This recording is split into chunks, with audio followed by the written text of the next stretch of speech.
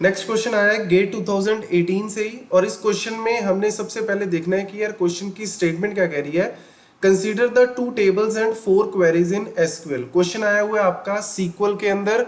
अब सबसे पहले क्वेश्चन को देखते ही स्टूडेंट्स को लगेगा कि इतना बड़ा क्वेश्चन क्या पूछ लिया यार, लेकिन अगर आप क्वेश्चन को ध्यान से रीड करोगे ना, आपको क्वेश्चन को रीड करने में टाइम लगाना है, ठीक है ना, जल्दबाजी नहीं करनी।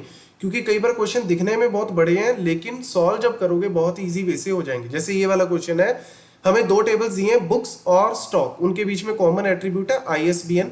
4 क्वेरीज दिए हैं यहाँ पे Q1 Q2 Q3 Q4, और क्वेश्चन में पूछा which of the following query is certain to have an output that is a super set of other 3 queries. मतलब कौन सी क्वेरी सुपर सेट रिजल्ट देगी, मतलब सबसे ज्यादा आउटपुट जो है वो सबसे ज्यादा नंबर ऑफ रोज किस क्वेरी में आएंगी।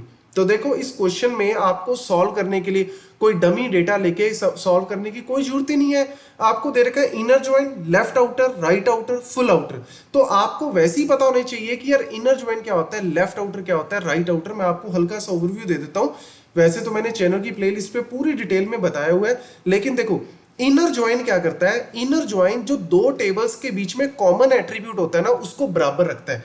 मतलब दोनों के बीच में कॉमन क्या है, ISBN ISBN।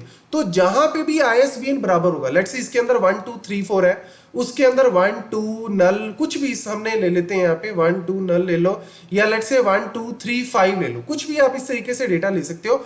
जहां जहां पे ये दोनों रोज बराबर है, मतलब जहां जहां पे 1 इज इक्वल टू 1 2 2 3 3, जहां जहां पे दोनों ISBN की वैल्यूज बराबर है, वो इनर ज्वाइन में आउटपुट आ जाती है। लेफ्ट आउटर ज्वाइन क्या होता है, इनर ज्वाइन प्लस, मतलब ये इनर ज्वाइन होता है प्लस लेफ्ट टेबल से जो रोज ने पार्टिसिपेट नहीं किया, लेफ्ट टेबल से जिन रोज ने इनर ज्वाइन में पार्टिसिपेट नहीं किया वो भी आउटपुट में दिखाएगा। राइट आउटर ज्वाइन क्या होता है, it is inner join plus right table से जिन रोज ने पार्टिसिपेट नहीं किया उसको दिखाएगा।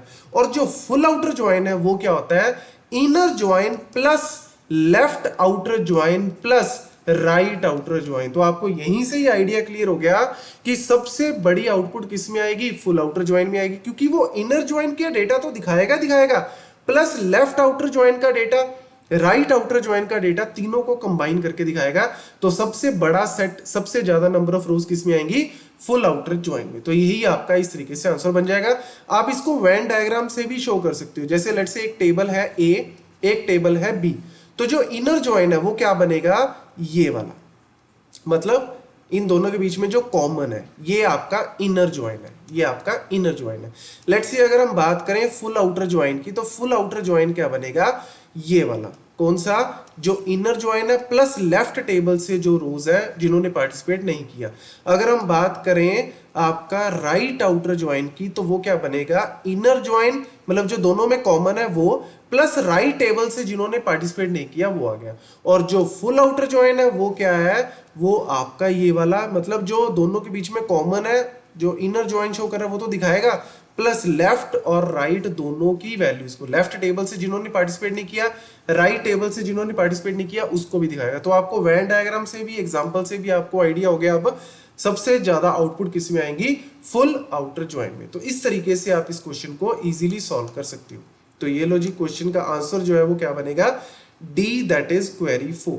ठीक है जी। अब अगर हम बात करें यहाँ पे डी जो है वो आपका क्वेरी 4, तो इसीलिए मैं आपको बता दूं कई बार क्वेश्चन दिखने में बहुत बड़े होते हैं, आप डमी डेटा उठाओगे सॉल्व करोगे, नो नीड, सिंपल आप क्वेश्चन को रीड करो और उसको इजीली सॉल्व करो। Thank you.